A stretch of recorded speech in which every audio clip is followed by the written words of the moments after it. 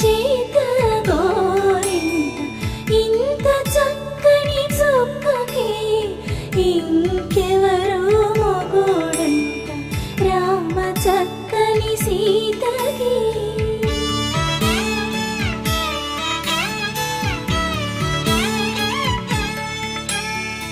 ఉడత వీపున వేలు విడిచిన పుడమియల్లుడు రాముడే, ఎడమ చేతను శివుని విల్లును ఎత్తిన రాముడే, ఎత్తగలడా సీత జడను తాళి కట్ట